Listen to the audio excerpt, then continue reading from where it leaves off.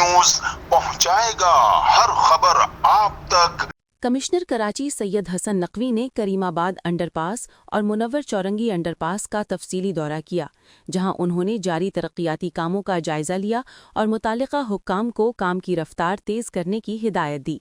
इस मौके पर डायरेक्टर जनरल इदारा तरक्यात कराची आसिफ जान सिद्दीकी, डिप्टी कमिश्नर सेंट्रल ताहा Salim, DIG traffic Syed Pir Mohammad Shah, chief engineer KDA Abdul Samad Jumlani और वाटर बोर्ड के अफसरान भी उनके हमराह मौजूद थे।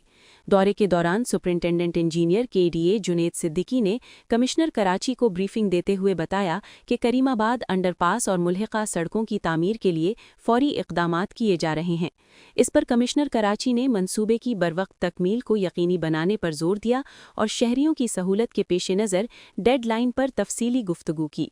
बादअज़ां कमिश्नर कराची ने DG KDA आसिफ जान सिद्दीकी के हमरा गुलिस्तान जौहर में वाक़े मुनव्वर चौरंगी अंडरपास का भी दौरा किया, जहां जारी तामीराती कामों को सराहा गया।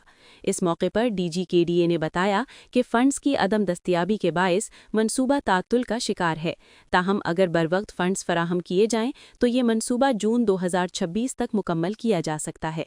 कमिश्नर कराची सैयद हसन नकवी ने मुतालिका अफसरान को हिदायत की कि वो इसी जज्बे के साथ काम जारी रखें ताकि शहरियों को जल्द अज जल्द बेहतरीन सफरी सहूलियात फराहम की जा सकें।